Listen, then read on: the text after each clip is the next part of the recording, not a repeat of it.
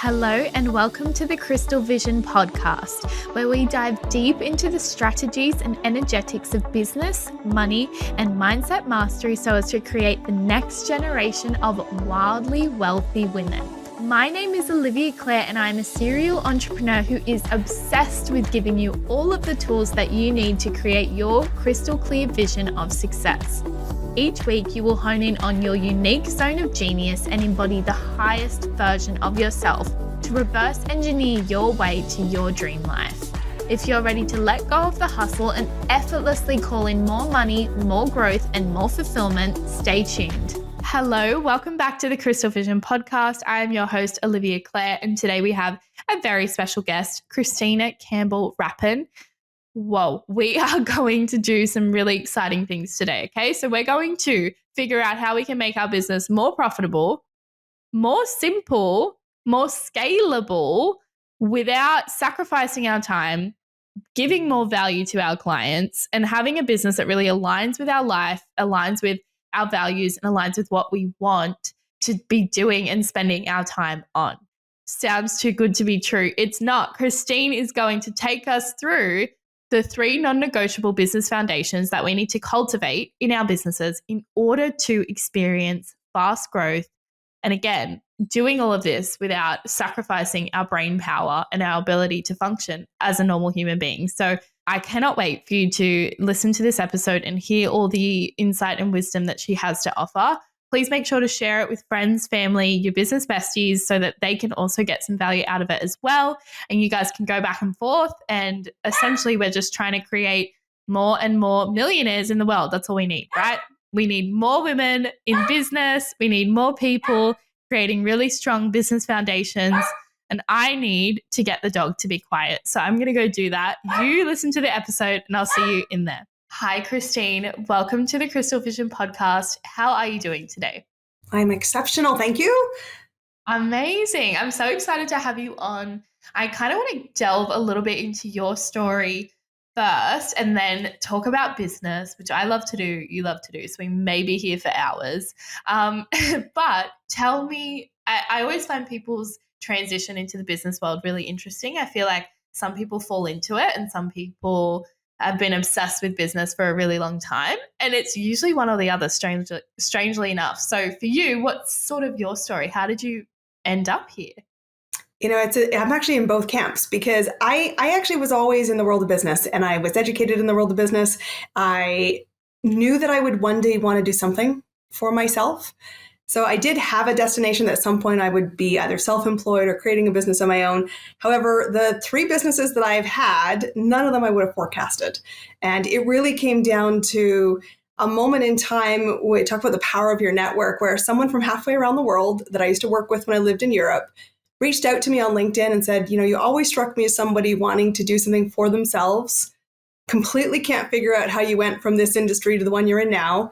Do you want to have a conversation? And I was like, I'm fascinated you remember who I am, because we were not social friends outside of the office, but something I had left a indelible impression with her.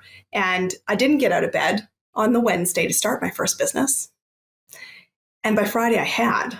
And it was through the growth of the first business where I was working a side hustle, 1 hour a day, consistently seeing my business grow, that people kept saying, I'd like to buy you a glass of wine or a coffee or a beer or something. What the hell are you doing in that time? And I didn't realize that it was a mystery to a lot of people how to grow a business, simply because I was always around it.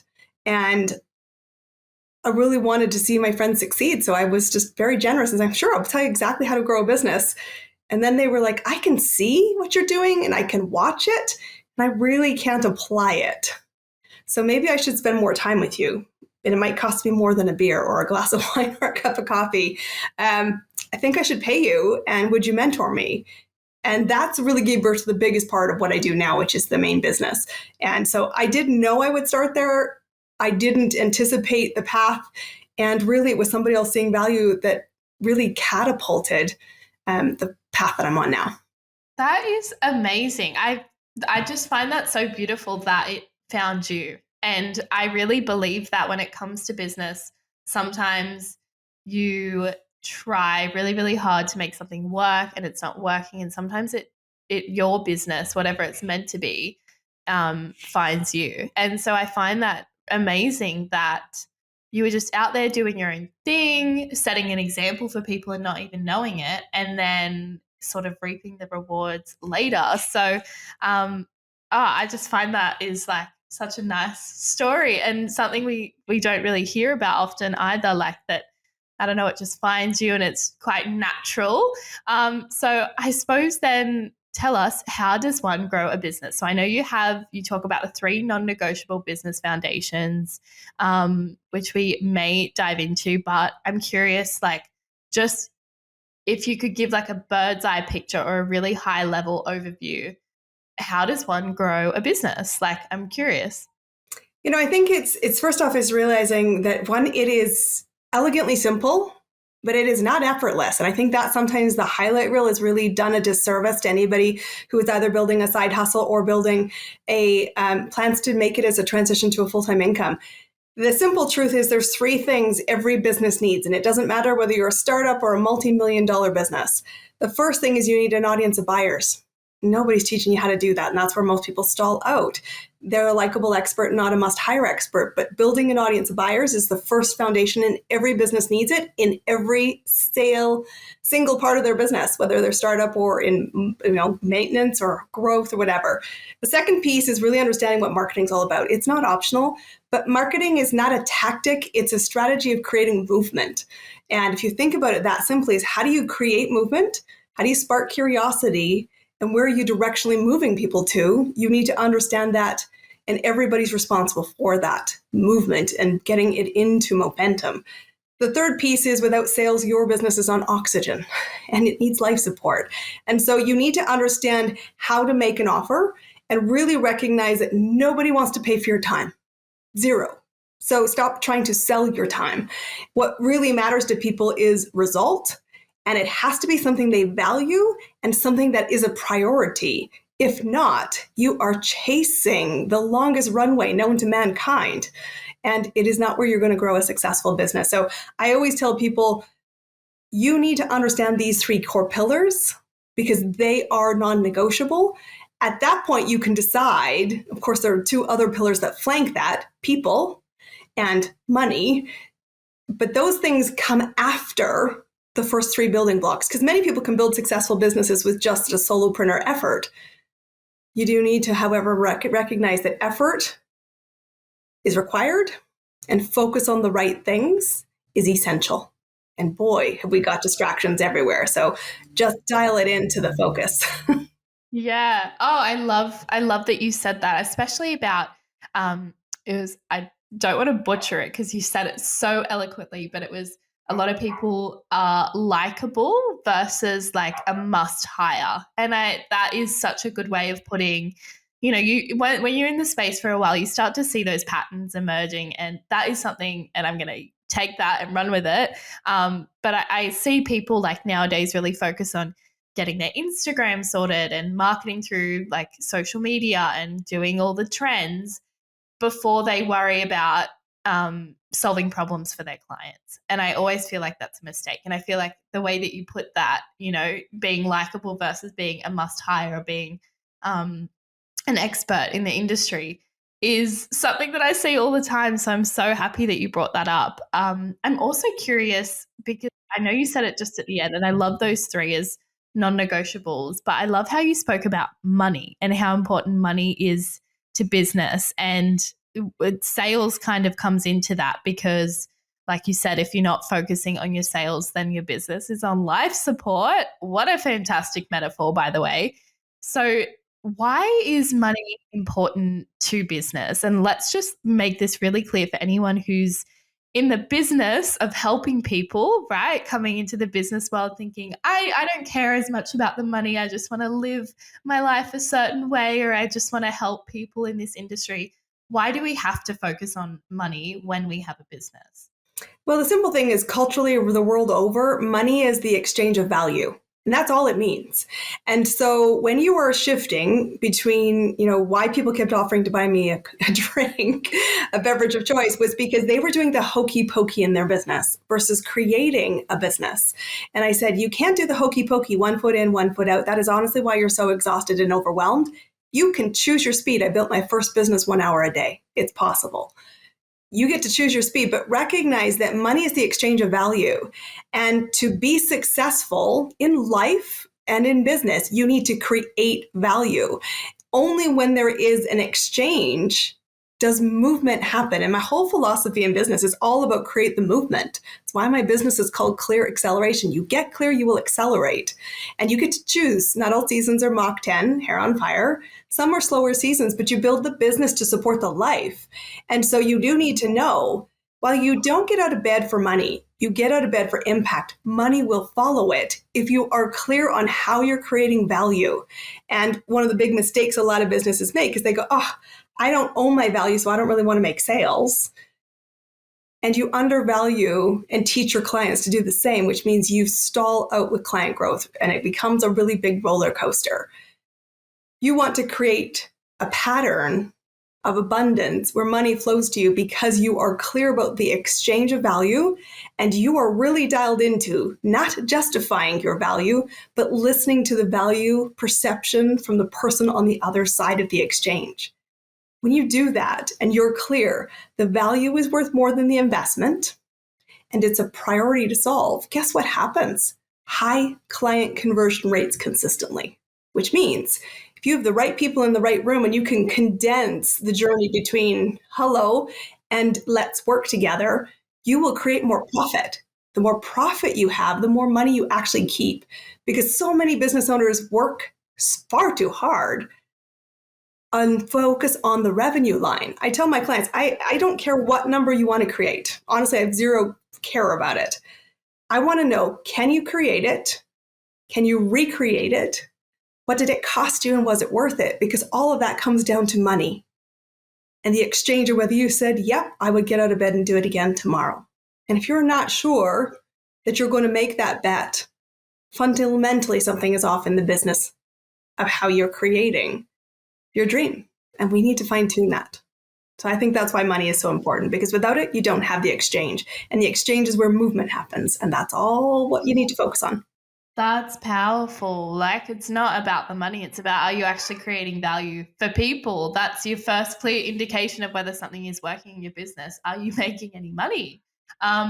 Let's talk profitability, because you just mentioned it. And I had a conversation with another person on a podcast that recommended me a book called Profit First, which has been so useful in, I guess like looking at my business in a whole different way, because we do get focused on that revenue number and we put profit to the end and we pay ourselves last when we really should be paying ourselves first. So I'm curious to hear a little bit more on your take on profitability and how we can apply that, particularly in the early stages of our business when maybe we haven't gotten our process really figured out yet, or, how do we focus on profit if we're putting in a lot of capital? Yeah, I think it's first off, you need to understand what creates revenue first. And I think it's really simple. It's two things that predict your revenue over the next 90 days. Most businesses around the world, if you're a service-based business, at least take 90 days to get going. So there's two things you need to dial in on: how many people you're meeting, because your business will be built on strangers, and how many offers you're making. If you don't focus on those two things, you will not create revenue. Everything else is distraction, everything. And so dial it into those two things. And then what's really important is to think about, what are you teaching other people to value? So if you are prepared to invest in your business by giving yourself a salary or taking money out of the business or a shareholder loan, you've automatically said, I will create value and I will be here long term. If you hesitate to take money out of your business, you're teaching your clients you're not sure about your future. That's a scary place on the other side, and it does impact your conversion. What's also important is you need to recognize, when do you invest beyond your own skills? You always invest in your skills. Day one is important. From day one, you invest in your skills, because nobody becomes an entrepreneur fully hatched. Like nobody is going to do open heart surgery without 10 years of education. While you have low barrier to entry to start a business, you need to invest like you were a surgeon because you must master your craft and you need to invest in day one. But part of that is then understanding when do you spend other things to build your business. And you do take risks, but you need to be sure that at the end of the day, you are minding your money, which is why am I investing it? What am I hoping to achieve out of it? Am I tracking it? And would I do it again? And you need to constantly be watching that cycle because not every client maybe will bring you the same profitability. And too often, one of the biggest mistakes I see people do, because we said one of the first foundations is build an audience of buyers, is they think they're going to pay for them. They're going to pay for ads. They're going to buy traffic. They're going to buy followers. Don't do that. It's such a waste of money. And they're going to pay to play. And the challenge with that is until you have a minimal viable product and clients catching fire with your dream and saying, tell me what it's like to work with you, you're wasting your money and you will blow all the profit you're creating. Only when you have the engine working and you're sure that there's money left over do you invest and reinvest in your business. But only with the framework of what do I want my lifestyle to look like? Because profit and your lifestyle, which is a big part of the profit first mentality, is very tied to each other. Do you actually know what your business needs to create? It doesn't have to be this 6-figure mark that we hear all over the place. What is your lifestyle you want to create? You have to watch your numbers because what you track and what you measure is what really ultimately will tell you the health of your business and, if necessary, where a course correction might be needed. Yes. I think what I'm actually being drawn to as you're speaking as well is I am feeling like a lot of mindset stuff coming up almost, and like you potentially have an approach where mindset is really connected to the health and vitality and, you know, passion of your business. So that is actually something that I want to hear you speak about, like how much in your experience is one's mindset, one's approach to personal development tied to the health and growth and scalability, profitability, all the fun metrics of a business. Yeah, it is the heartbeat of your business, your mindset. It's the hardest 6 inches you ever manage in anything. And it's an ever-growing thing. Whether you're striving for your first client, your first 100,000, your first million, like that mind trash is at every level. So it never goes away. And what I tell people, what's really important is to recognize you're your own engine for your business. That's why it's the hardest bit. And it's why it's the most essential bit, because nobody's coming to save you. Nobody will do the work, and you must be pushed past your comfort zone because your comfort zone is not where your business will elevate, and it's not where your clients are. And so I always say to people, I always ask people, first and foremost, is your engine on? Because you have to be lit. And that doesn't mean you don't wobble. God, we wobble every day, probably 100 times during it. I tell my clients, wobble faster. It will feel like a straight line. So, what's key? I love that. It's true. But I say to my clients, is the engine lit? Because when you choose to bet on yourself, it's the green light. Often we are stalling, we're in yellow, we're rethinking, we're overthinking, we're limiting our beliefs, we're stuck between our limits, not with our potential. And that's why having thinking partners is really key, because you can't always see your own value. Often you can't. You have a lot of blind spots. But that's the first piece. You're your own engine. And the second key component that I'm always working with my clients is what's the vision? Because your why, your vision, has to be internal. I'm sorry, you cannot be motivated by anybody else. You have to be motivated by yourself. And it has to pull you past convenience. Because if you're waiting to build your business when it's convenient, you have not got the drive, go get a job. Because what's so important is knowing that there is a roller coaster. You can absolutely shore up your foundations to make the ride less scary. And I highly encourage you to do that. But you create the results with your actions. So managing your mindset and being clear on why it's non-negotiable and tapping out is okay. 100% of us leave the field in a moment, but you have to take quitting off the table. And that's why I say to people, you can slow down as long as you keep your foot on the gas, because it's harder to recreate movement than to stay in movement and redirect it. And that's a simple physics thing. I say to people, why do so many people fall in business? Because they do the hokey pokey and they're constantly starting from 0 to 1. My success was built because I said, I will show up 1 hour a day, non-negotiable.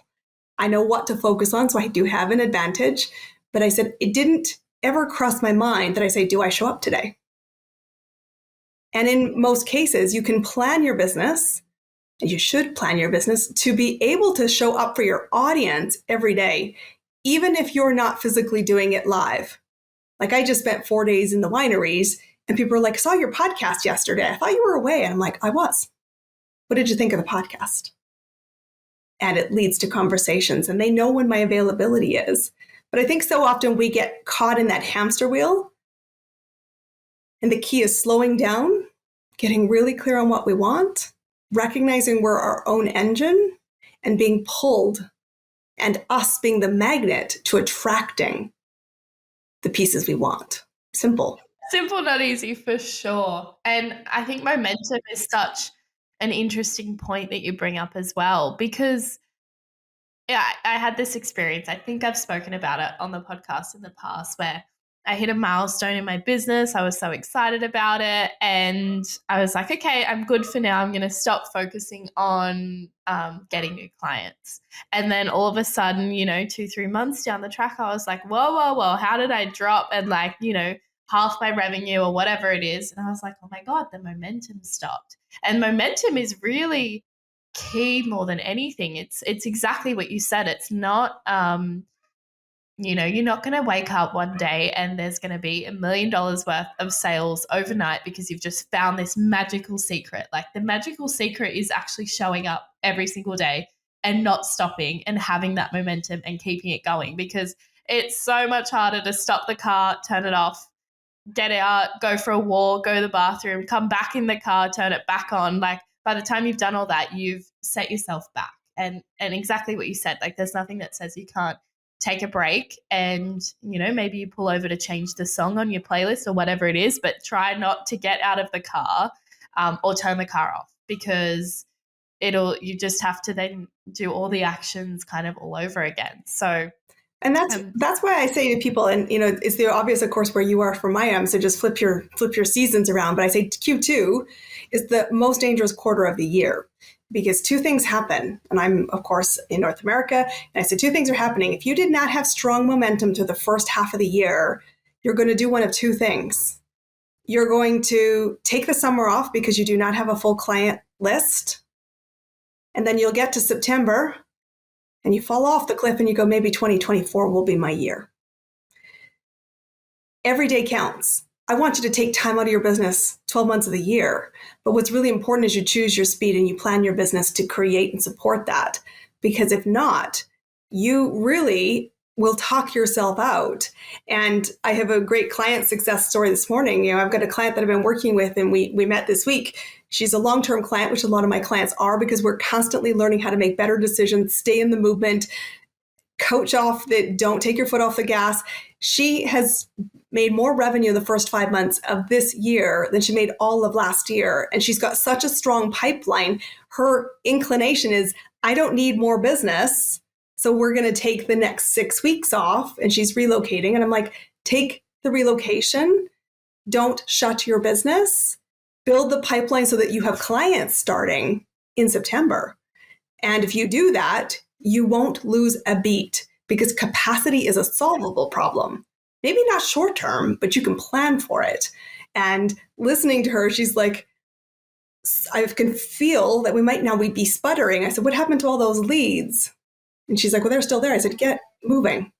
You do not have to take the client today, but you do want to build the relationship today because it takes time to grow. You can't, water grass isn't greener on somebody else's lawn because it's great. It's because they watered it. You must keep the water flowing. And I always tell people one step. Not all seasons are as busy as others. You get to choose that. But I say, take quitting off the table and get the support you need to stay the course, because you don't know when a client says yes. But all the actions you take make it an overnight success. When people show up and say, tell me what it's like to work with you, you're like, where did you come from? Because trust me, this is the other big secret nobody tells you. Nobody, like none of my clients, 99% of them do not engage in my social media before they become a client. It doesn't mean they're not watching, they're listening to the podcast, they're listening to events I'm part of, but they are not yet visible to me. I stay visible because they're watching and I can't see it. And then they show up and say, okay, I've been watching for a really long time and you're in my head and I'm stuck. I said, well, is your engine on and do you want to move? And they're like, yeah, I might need some help. I'm like, okay, let's talk about what that looks like. And I'm thinking to myself, where did you come from? Yeah. All that movement brought them to the front of the room. Yes. Yeah, it's true. The little lurkers, we've all got them in our business. You think no one's watching, but it's just not true.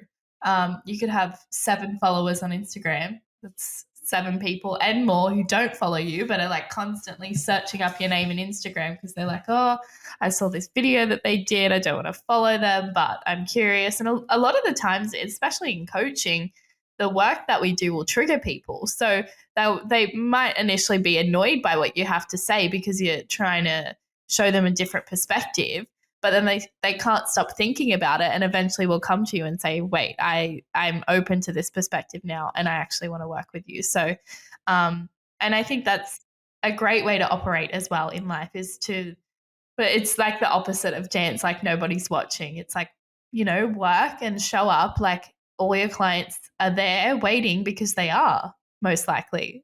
Well, it's 2 things because it can be really scary. Like when you're in that place of silence, 2 things are happening and both can be equally happening.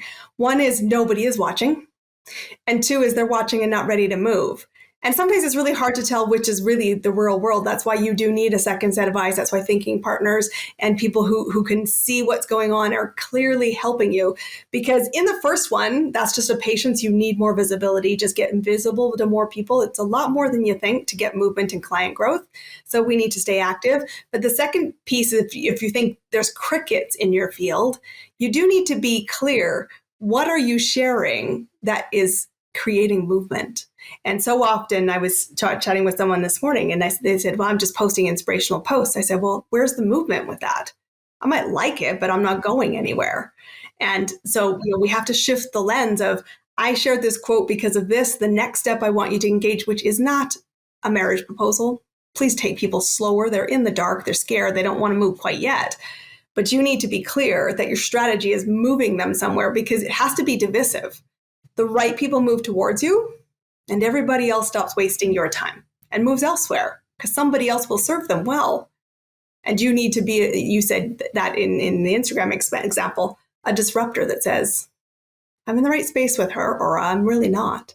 And the more you can polarize because you own your authenticity, the easier it will be to attract the right people, the higher your conversion rates will be. And honestly, the heck of a lot more fun your business gets.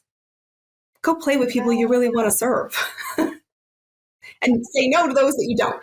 It's like dating. It's like, do I want them to work with me? And it's like, work with people you actually want to work with. It's like, don't date someone that you want to like you if you don't like them back. Like, I love that example because that's what happens when we are authentic and we're really in ourselves is, no, we're not going to have everyone liking us. We're not going to have everyone following us and engaging with our content. But the people that we like and the people that we want to work with will like that stuff. So you start creating a real community when you choose to stand in your own power and back what it is that you believe in, which also can be really scary. So it takes time to get there as well.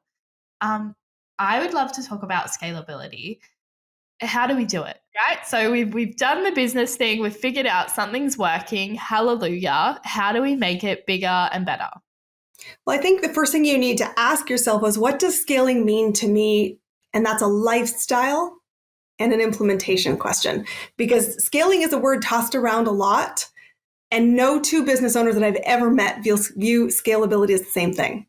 I've had people that say scalability means to me having a whole bunch of team members, and other people go, not a chance do I want to manage people. So first off, get clear. What does scaling mean? And you can scale in 2 things, primarily. You can scale in creating more value, so same number of clients, but more profit and more value, or you can add more clients. Recognizing if you're going to add more clients, You need to have the system to support them, because please, please, please do not think that the answer is you giving more of your time so that you are working 100+ hours a week. Because that does not create the lifestyle you want, I'm pretty sure, without even having to hesitate.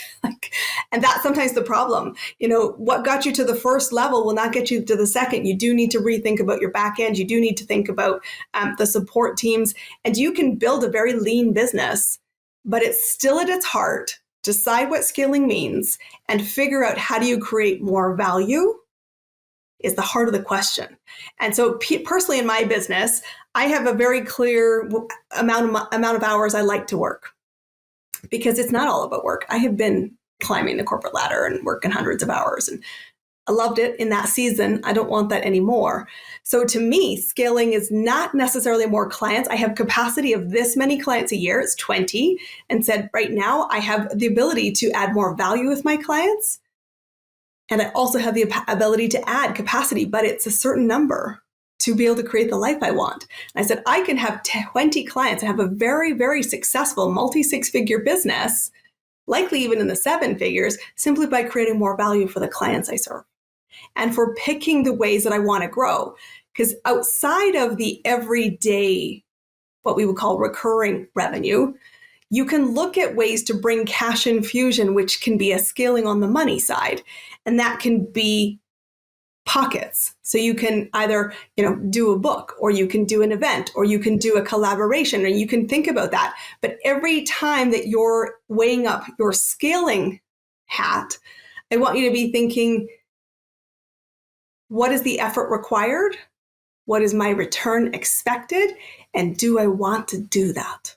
Oh, that last bit. Do I want this? Do I actually want that? It's so powerful, especially when we're being spoon-fed. You want it, like you said, let's get to that 6-figure mark. Let's get to the 7-figure mark. Let's scale. Just because something's working, that means we have to make it the biggest and the best and the greatest thing in all the land. Excuse the dogs. They're trying to come in, but they're not allowed. And it's like, is that actually something that I want? Do I want it? Like you said, do I actually want to manage more team members? Do I want more complexity? What do I want? And just asking yourself that is so powerful. So I'm so glad that. And you have to be brave. Yeah. Yeah, you have to be brave in this conversation, because I made a decision earlier in my business this year, because, as a coach, people say, you need group to scale and blah, blah, blah, blah, blah. And I just said, no, it's not that I don't love group.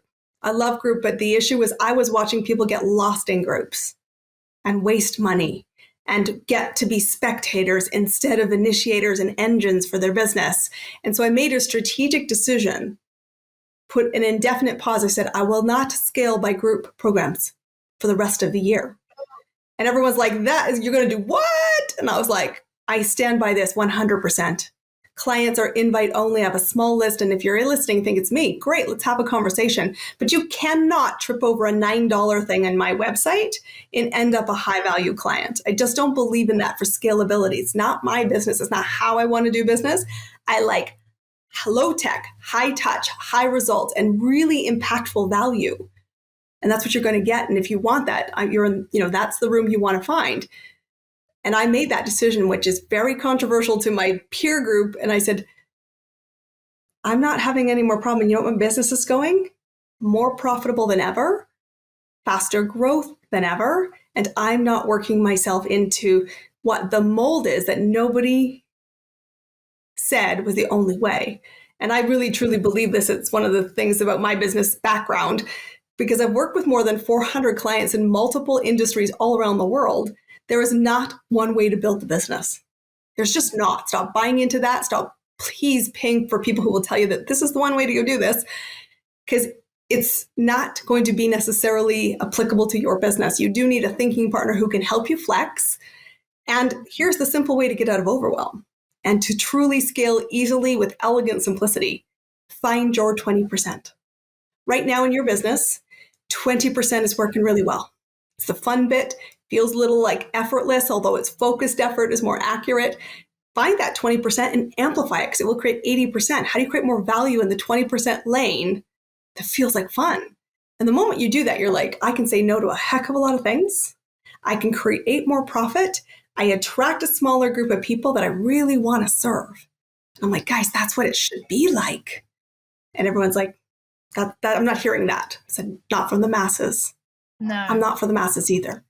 No. Oh, it's so good. And I feel like this is the thing when I do podcast interviews, it's always mirroring like things that are happening in my life, and I get to hear exactly what I need to hear. So I know that people who are listening are also feeling the same. So I'm so grateful that you're just sharing so openly, and yeah, I'll be thinking about this later. I've had a similar thought where I thought, oh, yeah, okay, the easiest way to make more money is more clients. And then I really sat down. I was like, I don't know if I want to deal with that much complexity. I think I just want to work with my people and feel really close to them. And then it's like, oh, okay, well, then we scale, like you said, in value. We have to look at it a little bit differently. So I just love this concept of being in touch with what we want and trying to drown out the noise sometimes, which can be a little bit tricky. Build it your way. You'll have more success. Yes. And we're entrepreneurs. We're meant to sort of break the mold and make it work for us. So I love this concept. Tell me about you. What is it that you're currently passionate about, whether it's in life or in business?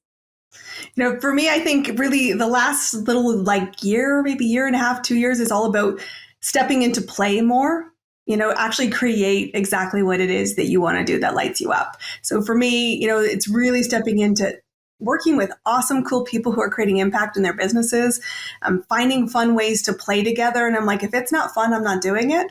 And it's a bit about, owning that identity and not living by other people's labels anymore. Sometimes it still comes up, but I'm really striving to say, this is the season. Play more, have fun more, create more, and really, truly create impact. Oh, powerful. Play is good. It's so good for us. It's so healthy for us and for our business. So I love that. What is it that you're working on? So I know you were talking about the focus, the move away from groups to high value one-on-one clients. So is there anything else that's sort of coming up in your field at the moment that you're working on in business or? Yeah, for me, it's keeping things simple. And so the big thing is, staying in the lane. Like I run a couple of things that are really fun. I have a webinar that I do that's a lot of fun. And outside of that, it is about building a network of other cool people. That is my primary focus. Podcasting is awesome. That's how you and I got to connect. It's about really building that web, because I always have thought, even from a really young age, my life legacy is to build my own version of the United Nations. People from all over the world that we can connect in business and in life. And if you need, advice on a great coffee shop or a bookshop, or, hey, I want to do business in this country, I want to have the network that says, let me connect you to somebody awesome who will help. And so to me, it is build the network, have fun. Powerful. It's so, yeah. And that comes back to play again. So there you go. Yeah. So we're all on the playground together. People are important though. And I do believe that saying that says your network is your net worth and vice versa. Well, and a big part of what I think right now, and I'm really shouting it from the rooftop, is like we are in a very digital age. And one of the big reasons we talked about it earlier, why did I choose to park the group programs? Masterminds will come back into my business. I know that, but they're not going to come back for the rest of the year. And the reason I chose to do that is because people are craving intimacy. That's why I'm doing the one-to-ones only. It's exclusive that way. Because in the world of this, of AI and all of the growing tech and all the growing automations, what we're losing is connection to each other. And one of the biggest things that will grow your business is a recognition your business will be built on strangers. And all of us are wondering, I don't know how to go make friends. That is so true. That's so perceptive of you. And yeah, like I've seen that as well, even mirrored in the way that people are doing launches and what's really working with launches lately, or with my own clients as well, and them booking their clients. I'm a big advocate nowadays for a one-on-one call, because I think people are not necessarily over it, but we all know how the email marketing works. We know how the text message marketing works. We know how the Instagram captions work. We want to sit down and chat with someone and know whether this is a good fit for us or not. So I'm seeing, just exactly like you said, a real pushback to live launching, a real pushback to having, doing sales through calls and phone calls and people actually networking face to face. Like, oh my goodness, imagine that. Having clients that are in person. Imagine you could build a business doing 2 launches in parts of the world you always wanted to travel to with people you want to go play with. I'm like, that's scalability. Yeah. And my coach has been after me saying, for 2024, where are you running an event? Because I think that's where you should be. And I'm like, I think that's where I should be too. And she's like, where do you want to go? And I'm like, well, my business is very global. So picking a destination has been challenging. She's like, for the first one, you might want to do it near you. But after that, let's go to the Maldives. Build it, right? Like, and that's, I said, you could bring an amazing intimate event for 10 people that's highly profitable, a lot of fun, and adds tremendous value. And don't let people think that, you have to do a launch and get 1,000 people for $9. Like, stop that. Yeah. That is a great model when you have huge audiences. Most businesses who are looking to grow and scale don't have that yet. And nobody's telling you how to do it. And you're thinking, I'm going to follow the gurus. And it's like, you're not in the same place with your business. You'll go broke trying to spend the same money they do. Yes. Preach. I love all of it. Christine, what is your crystal vision for the future? So without revealing too much, what is it that you're working towards now? We got a little bit of insight with the UN, but what is it that you're working towards now that in a few years' time we'll be able to look back and say, oh my goodness, she manifested it all? For me, it is much of the same. It will be, I will tell you in 3 years, I will not live in the house I'm in today. We'll be building some property. We'll be planning, relocation large parts of the year. But to me, I always say, retirement for me means graduation, not retirement. And it's graduating to the next phase, which really will be, it is the dream we aspire to, life on our own terms. I'm like, I want to build a property. I want to play around the world. I said my clients are long-term. I'm like, I'm always thinking, where's the next client that I want? Where's the next place I want to go spend an extended period of time? I'm going to go find some clients there. I'm not thinking clients will come to me. I'm thinking, where do I want to go find clients? What country? And I'm not thinking what city. I'm thinking what country. Yeah, it's so. And because you can do cool. that, you can say, I'm going to work these hours of the day. And that's okay because I have clients in that part of the world. And it doesn't mean I work 24/7. Building your business to suit your life. That's how it should be. Yes. Amazing. Okay. Is there anything that I didn't ask or anything that you want to get off your chest? Any downloads coming through before we can mark this podcast episode as a success? I would just say, believe in yourself. This is such an important thing on the journey of growth is find an inner circle. An inner circle who is not your spouse, not your bestie, but someone who lives in the world of business that you can collaborate with, hold space with, and say to each other, rise to your greatness. Like, I think that that's something we didn't touch around, but like that big shift in the last year of stop working so damn hard and go play more came from a really smart businesswoman who happens to be pretty close to where you live. And she keeps saying to me, stop playing with toddlers, go walk with giants. You can have the life you want. Stop being scared there's not enough value you can create. It's insane.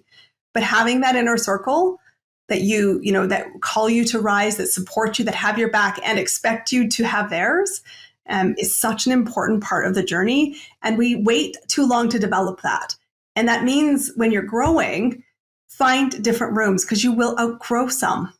And that's okay. You don't lose the friendships. You just need to be in different spaces for you to accelerate, for you to turn your engine on to the next level. Seek them out. The most important question you can ask others in business is, what room should I be in that I'm not aware of today?